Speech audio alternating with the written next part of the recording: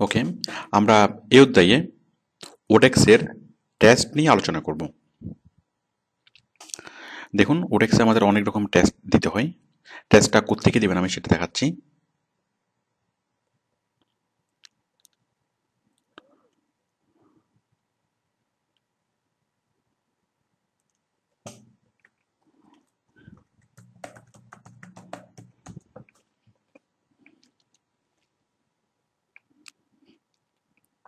এই যে টেস্ট, আপনি টেস্ট অপশনে যাওয়ার জন্য ক্লিক করবেন ফাইন্ড ওয়ার্ক থেকে টেস্ট। দেখুন, ফাইন্ড ওয়ার্ক থেকে টেস্ট, আমি টেস্টে ক্লিক করলাম। এই টেস্টে ক্লিক করে আপনি সব রকম টেস্ট দিতে পারবেন।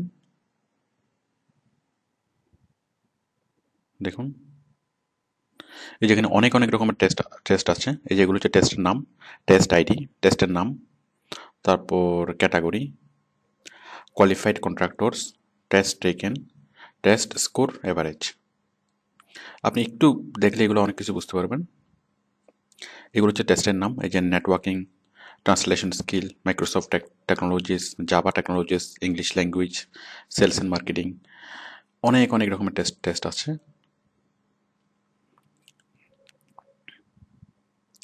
তারপর দেখুন, কম্পিউটার স্কিল, অফিস স্কিল, তারপর এমএস ওয়ার্ড, এক্সেল, সব রকম টেস্টই এখানে আছে। এর 1 number page, 2 number page, 3 number, 4 number, অনেকগুলো পেজ। ওকে, সাপোজ আপনি একটা টেস্ট দিবেন। আপনি ধরুন ইউএস ইংলিশ বেসিক স্কিল, এই টেস্টটা আপনি দিবেন। তো এই টেস্টটা দেওয়ার জন্য কি করবেন, জাস্ট এখানে ক্লিক করবেন। সিলেবাস অফ দ্য টেস্ট, সিলেবাসটা দেওয়া আছে। তারপর যে rules of taking test, 40 minute, 40টা কোশ্চেন, মাল্টিপল কোশ্চেন মানে এমসিকিউ। তারপর টেস্ট স্ট্যাটিস্টিক্স, মানে আগে এই টেস্ট কজনে দিয়েছে এবং কজনে পাস করেছে। তারপর হচ্ছে আওয়ারলি মিনিমাম, যা হোক এগুলো আপনি বুঝতে পারবেন। এখন আপনি এই টেস্টটা যদি অ্যাপ্লাই করতে চান, এই টেস্টটা যদি আপনি দিতে চান, just you click on start test.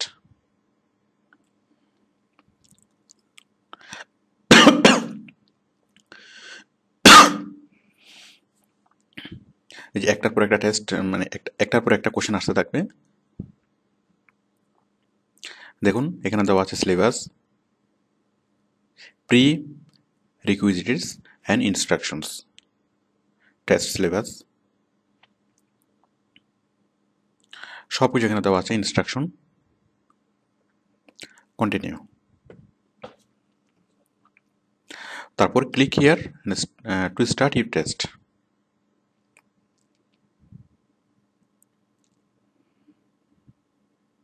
দেখুন, এই যে 40টা কোশ্চেন, এটা 1 নাম্বার কোশ্চেন আসলো। আমি যে কোনো একটা অ্যান্সার দিলাম, দিয়ে নেক্সট। তারপরে দেখুন 2 নম্বর কোশ্চেন, আপনি যে কোনো একটা কোশ্চেন দিবেন, দিয়ে নেক্সট অ্যান্সার দেবেন, অ্যান্সার দিয়ে নেক্সট। তো আশা করি বিষয়টা বুঝতে পারছেন যে কীভাবে টেস্ট দিতে হবে। টেস্ট দেওয়াটা খুবই সহজ, জাস্ট আপনি টেস্টে ক্লিক করে ইনস্ট্রাকশন ফলো করলেই হবে। তবে টেস্ট দেওয়ার আগে আপনাকে অনেক ভালোভাবে প্রিপারেশন নিতে হবে। ওকে, আমরা এবার টেস্ট নিয়ে বাকি আলোচনাগুলো করছি। আপনি টেস্ট কেন দিবেন? আচ্ছা, আচ্ছা, আমরা এটি আলোচনা করি যে টেস্ট। এখন আমরা প্রথমে আলোচনা করি যে আপনি টেস্ট কেন দিবেন।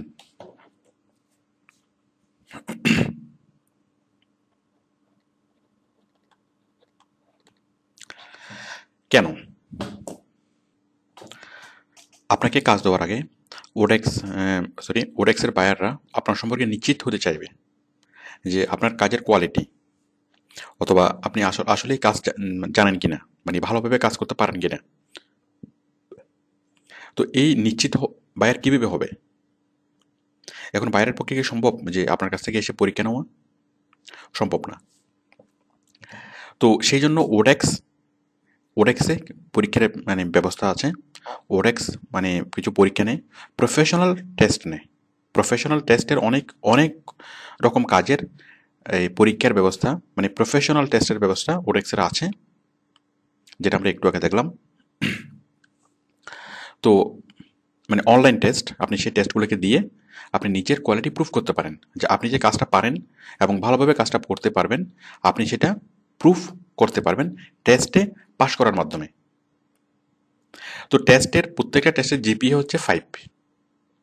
আপনি যদি 4.4 উপরে পান, মানে 4 অ্যাবাভ, তাহলে এটা অবশ্যই ভালো রেজাল্ট।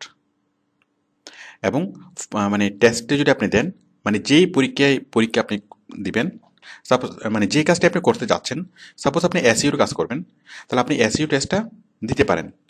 তো এসইউ টেস্টটা যদি দেন এবং সেখানে যদি 4-এর উপরে পান, তাহলে বায়ার নিশ্চিত থাকবে যে আমার এই কন্ট্রাক্টর অনেক ভালো কাজ পারে, তখন আপনাকে অনেক ভালো রেটে হায়ার করবে।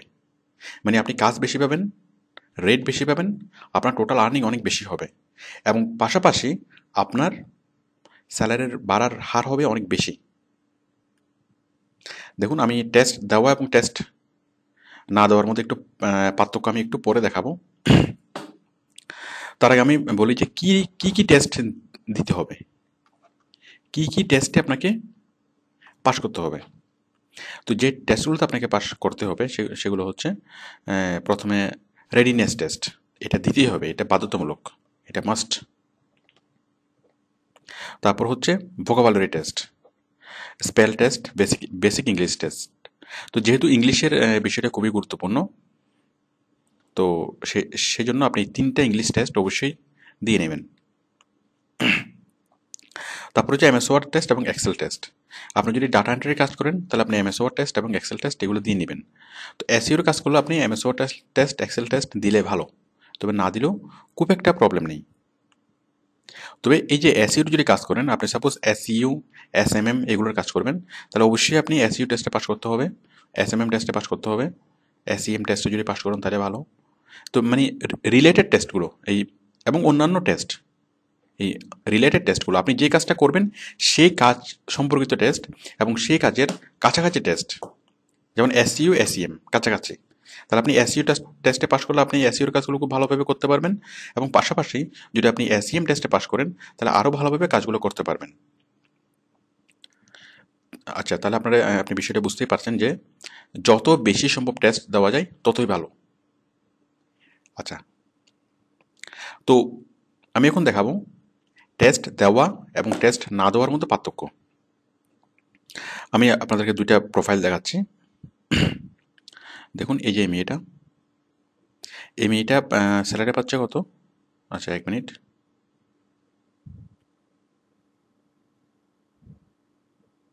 এই মেয়েটা কয়টা টেস্টে পাস করেছে? মাত্র একটা টেস্টে। তো সেই জন্য সে স্যালারি পাচ্ছে কত? সরি, একটা টেস্টে পাস করেছে, ইংলিশ স্পেল টেস্টে, শুধুমাত্র একটা টেস্টে পাস করেছে। তো একটা টেস্টে পাস করেছে সেই জন্য দেখুন সে শুরুর দিকে কত করে স্যালারি পেয়েছিল।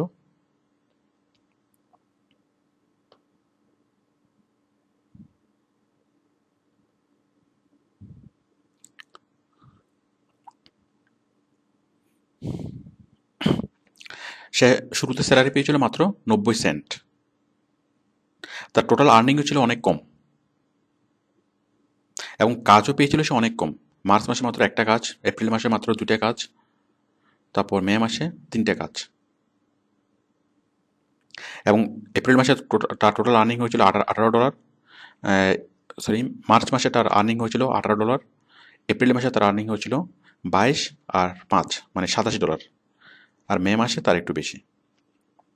তাহলে বুঝতেই পারছেন, প্রথমে এই মেয়েটা কাজ পেয়েছিল খুব কম, তারপর তার রেট পেয়েছিল খুব কম, মাত্র 90 সেন্ট রেট দিয়ে সে শুরু করেছিল, এবং তার আর্নিং হয়েছিল খুব কম। তার একটাই কারণ সে টেস্ট দেয়নি। এবং এক বছর পর এখনও তার ইনকাম হচ্ছে $3 উপরে, $3। তাহলে বিষয়টা বুঝতে পারছেন যে সে টেস্ট না দেওয়ার ফলে সে কাজ পেয়েছে কম, তারপর রেট পেয়েছে কম, এবং টোটাল তার আর্নিং হয়েছে কম, এবং 1 বছর পরেও তার এই যে ইনকামটা কম। বাট দেখুন, এই ছেলে টেস্ট দেওয়ার ফলে সে একদম শুরুর দিকে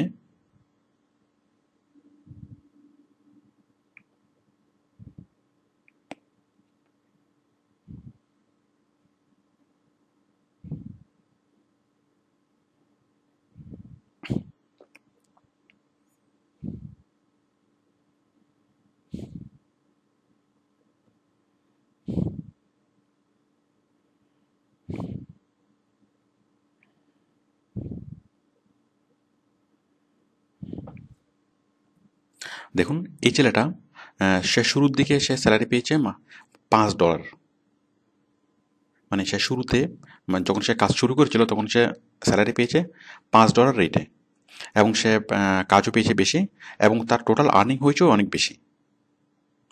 এবং 1 বছর পরে তার ইনকাম দেখুন প্রায় $10। এর কারণ কি? এর কারণ আমরা একটু নিচে গেলে দেখব। দেখুন এই যে টেস্ট, সে অনেকগুলো টেস্টে পাস করেছে। তবে অনেকগুলো টেস্টে পাস করাটাই এখানে ইম্পর্টেন্ট বিষয় না, বিষয় হচ্ছে যে টপ, এই যে টপ এবং অ্যাবাভ অ্যাভারেজ, যেগুলো বিলো অ্যাভারেজ সেগুলো এখানে অ্যাপ্লিকেবল না। মানে আপনি দেখবেন যে আপনি যে টেস্টগুলো দেবেন সেই টেস্টগুলোতে স্কোর যাই হোক না কেন, সেক্ষেত্রে আপনি দেবেন যে টপ, যেমন এটা ফার্স্ট প্লেস, তারপর হচ্ছে top 10%, top 30%, top 30%, above average. তো এই টপ থাকলে মানে খুবই ভালো। আর যদি টপে না থেকে আপনি যদি কি অ্যাবাভ অ্যাভারেজও দেখেন, তারপরেও আপনি এই জিনিসগুলো ডিসপ্লে করতে পারেন। দেখুন একটা টেস্ট সে বিলো অ্যাভারেজ, তো এটা অ্যাপ্লিকেবল না। তো আপনি আশা করি বিষয়টা মানে বুঝতে পেরেছেন যে সে অনেকগুলো টেস্টে পাস করেছে বলেই সে এখন স্যালারি পাচ্ছে কত, $10। তো আরও 1 বছর পরে ওই মেয়েটা স্যালারি পাবে কত, $5 উপরে অথবা $6 উপরে। আর এই ছেলেটা তার ইনকাম নিশ্চয়ই $10 মানে $20 আপ হয়ে যাবে। তো আশা করি বুঝতে পারছেন যে টেস্ট দেওয়া এবং না দেওয়ার মধ্যে পার্থক্য। যদি আপনি টেস্ট দেন আপনি খুব ভালোভাবে শুরু করতে পারবেন, আপনি অনেক ভালো স্যালারি পাবেন। আর যদি টেস্ট না দেন তাহলে বুঝতেই পারছেন যে খুবই কষ্ট হবে। তো আমরা এতক্ষণ দেখলাম যে আপনি কী টেস্ট দিবেন। এই টেস্টগুলো যদি আপনি দিতে পারেন, তাছাড়া আপনি যে কাজটা করবেন, আপনি এসইউর কাজ যদি করেন, এসইউ, এসইএম, এসএমএম এবং আরও যা টেস্ট আছে এগুলোর কাছাকাছি এই টেস্টগুলো আপনি দিয়ে দিলে এবং ইংলিশ টেস্টগুলো দিয়ে দিলে, তাহলে আপনি অনেক ভালো স্যালারি পাবেন। তো টেস্টগুলো কীভাবে দিতে হয় সেটা আপনারা দেখেছেন।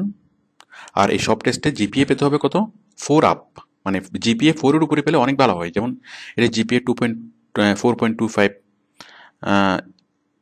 মানে সবগুলোতে যদি 4-এর উপরে পান এটা এক্সেলেন্ট রেজাল্ট। বাট কিছু কিছু টেস্টের ক্ষেত্রে জিপিএ একটু ভেরি করে।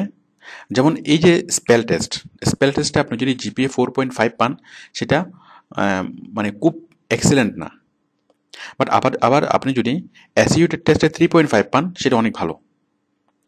তো যাই হোক, এই জিনিসটা মানে যে টেস্টটা অনেক হার্ড সেই টেস্টে মার্কস কম ওঠে, আর যে টেস্টটা ইজি সেই টেস্টে মার্কস অনেক বেশি ওঠে। তো সেক্ষেত্রে আপনি এখানে টেস্ট পয়েন্ট কত সেটা না দেখে আপনি দেখবেন কি এই যে টপ 10%, টপ 30%, টপ 20%, অথবা এই যে অ্যাবাভ অ্যাভারেজ, তারপর অ্যাবাভ অ্যাভারেজ, এইভাবে কমপক্ষে অ্যাবাভ অ্যাভারেজ। তো অ্যাবাভ অ্যাভারেজ আনতে পারলে আপনার টেস্টটা হবে। এবং এইভাবে যদি আপনি 6টা-7টা টেস্টে যদি পাস করতে পারেন তাহলে অনেক ভালো রেজাল্ট আপনি পাবেন, মানে অনেক ভালো আর্নিং আপনি করতে পারবেন। হ্যাঁ দেখুন, এবার আমি একটা টেস্ট দিয়ে দেখাচ্ছি, মানে একটা টেস্ট দিয়ে দেখাবো এবং সেই টেস্টের রেজাল্ট কীভাবে অ্যাড করবেন সেটাও আমি প্র্যাকটিক্যালে দেখাবো। তো দেখুন,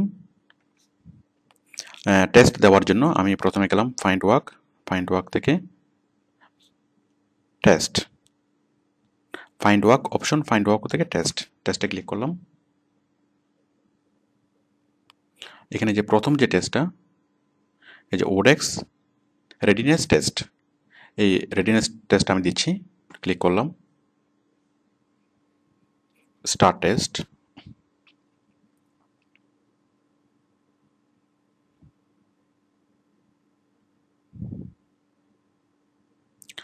continue, click here to start your test. দেখুন এই কোশ্চেনগুলো একটার পর একটা আসছে। এই যে 1 নম্বর কোশ্চেন, আমি কোশ্চেনটার অ্যান্সার দিলাম, নেক্সট। দেন 2 নম্বর, নেক্সট। ওকে, আমি এক্সামটা দিয়ে দিচ্ছি, আমি ততক্ষণে রেকর্ডিং অফ রাখছি।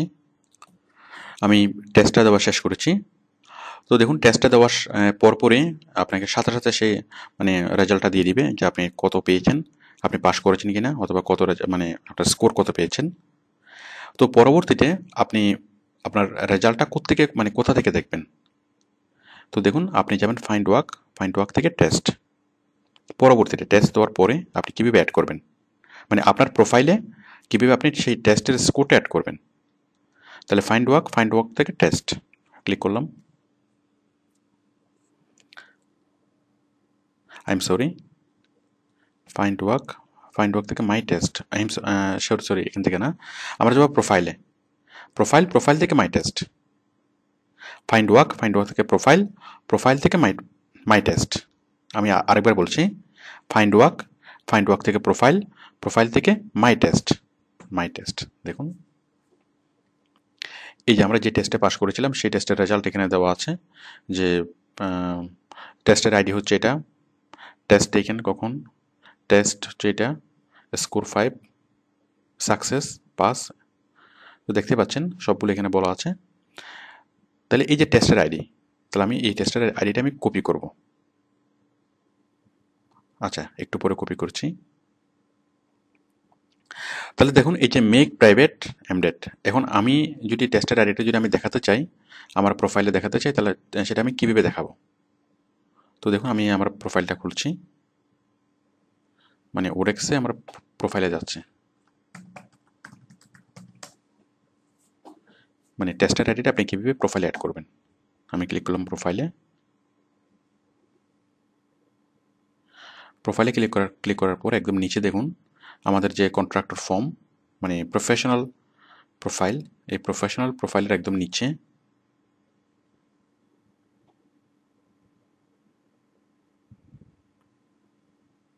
এই যে সার্টিফিকেশন, এই সার্টিফিকেশন আমরা অ্যাড করব, মানে আদার সার্টিফিকেশনের নিচে একটা সার্টিফিকেশনটা দুই ভাগে বিভক্ত, একটা হচ্ছে ব্রেন বেঞ্চ সার্টিফিকেশন আর একটা হচ্ছে আদার সার্টিফিকেশন।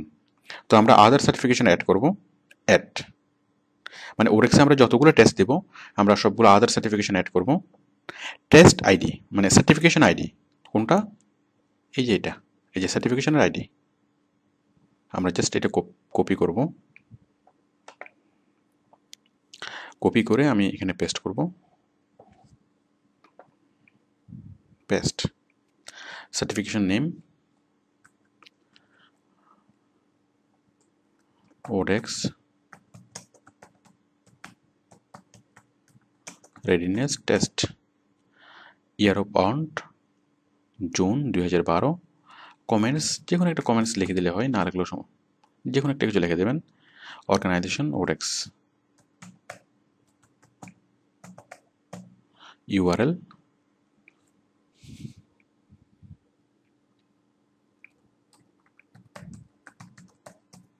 ওকে। আমি এই ফর্মটা ফিল আপ করলে জাস্ট ক্লিক অন সেভ।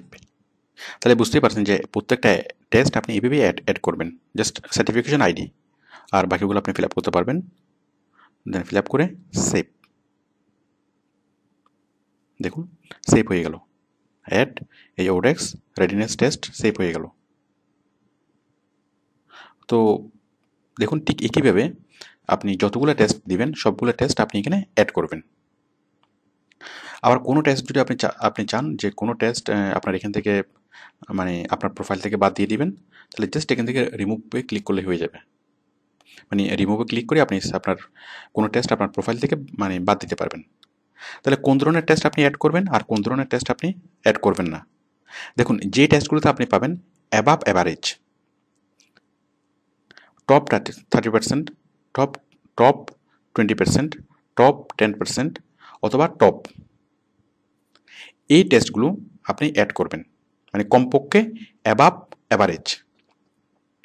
দেখুন এই যে এই ছেলেটা অ্যাড করেছে,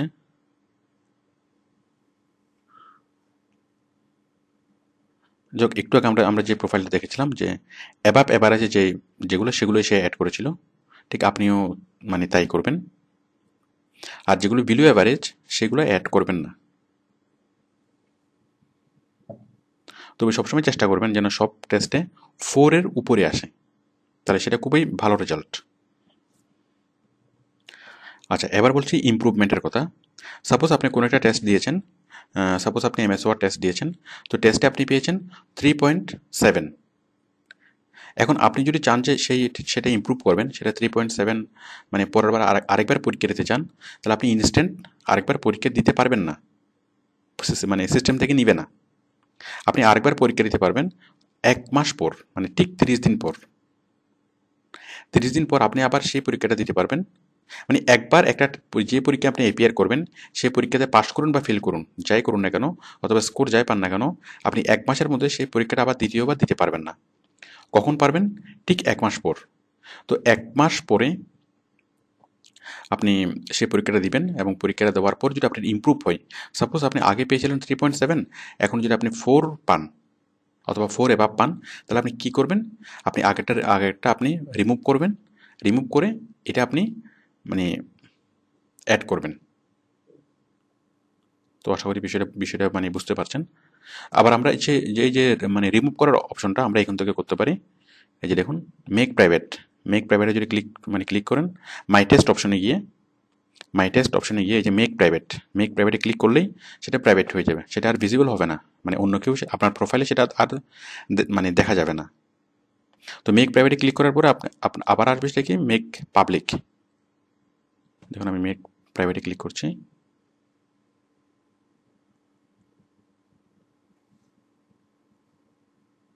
যাক, এটা কিছুক্ষণ পরে চেঞ্জ হবে।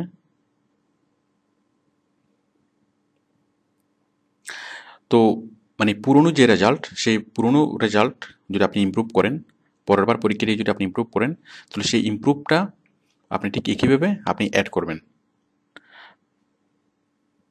তো আপনি প্রতি মাসে পরীক্ষা দিয়ে, 1 মাস পর পর পরীক্ষা দিয়ে সবসময় চেষ্টা করবেন যে স্কোর যেন ভালো হয়।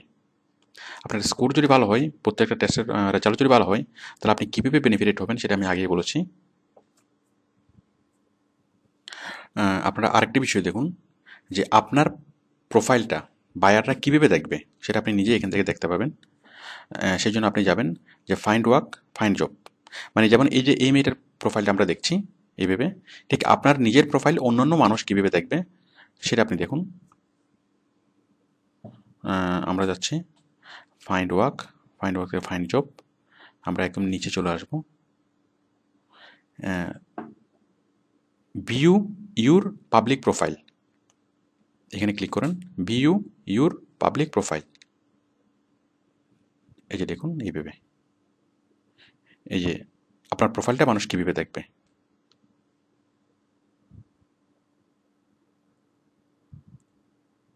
পোর্টফোলিওগুলো এইভাবে এখানে দেখবে, এমপ্লয়মেন্ট হিস্ট্রি এইভাবে দেখবে,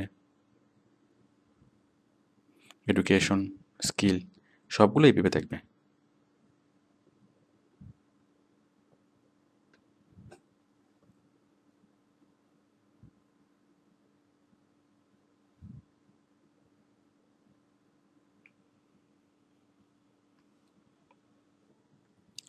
ওকে, আমি একটু আগে যেটা দেখিয়েছি সেটা হচ্ছে আপনার রেডিনেস টেস্টটা কীভাবে আপনি অ্যাড করবেন। তাহলে আপনি এই মানে রেডিনেস টেস্টটা আপনি এখানেই অ্যাড করবেন, আদার এই সার্টিফিকেশনে। এবং এগুলো ছাড়া আপনি অন্যান্য যে টেস্টগুলো দেবেন, MS Word test, Excel test এবং অন্যান্য যে প্রফেশনাল টেস্টগুলো আপনি দিবেন, সেগুলো অ্যাড করবেন এখানে। এই যে ব্রেন বেঞ্চ সার্টিফিকেশন। তো দেখুন এই ব্রেন বেঞ্চ সার্টিফিকেশন আপনি অ্যাড করবেন। অ্যাড করলে এই যে এই ফর্মটা আপনি ফিল আপ করবেন। আপনি মানে কখন পরীক্ষাটা দিয়েছেন, আপনার সেই পরীক্ষার নাম কি, তারপরে স্কোর কত পেয়েছেন, পার্সেন্টাইল, আইডি, ইউআরএল। তো এই পার্সেন্টাইল, আইডি, ইউআরএল, স্কোর এগুলো আপনি এই ইনফরমেশনগুলো আপনি কোথায় পাবেন আমি দেখাচ্ছি। আপনি যখন কোনো টেস্ট দিবেন, তখন এই টেস্ট দেওয়ার সাথে সাথে সাথেই আপনাকে এইরকম একটা ইনফরমেশন দেখাবে, মানে এই ফর্মটা দেখাবে। জাস্ট ফিনিশড ইউর টেস্ট, আপনি এরকম একটা অপশন পাবেন। এখানে সব কিছু আপনাকে দেখাবে, exam date, test score, percentile, rank, duration, সব কিছু এখানে দেখাবে। আপনি জাস্ট এখান থেকে ইনফরমেশনগুলো নিয়ে এখানে আপনি পেস্ট করবেন। তো খুব সহজে আশা করি আপনি এই কাজটা করতে পারবেন। আর দেখুন এখানে যে ইউআরএল, এই যে এখানে যে বলছে যে ইউআরএল, এখানে ইউআরএল কোনটা দিবেন, মানে আইডি তো বুঝতে পারছেন, আমরা আইডি আগে যেভাবে নিয়েছি টেস্ট আইডি সেটাই। এখানে ইউআরএল কোনটা দিবেন, দেখুন ইউআরএল হচ্ছে এই যে এটা, উপরে যেটা থাকবে রেফারেন্স, আপনি জাস্ট এইটা অ্যাড করবেন। ওকে, এটা ইউআরএল। তো আশা করি আপনি মানে কাজটা করতে পারবেন। ওকে, তো আশা করি আপনারা কাজগুলো খুব ভালোভাবে করতে পারবেন। ওকে, থ্যাংক ইউ।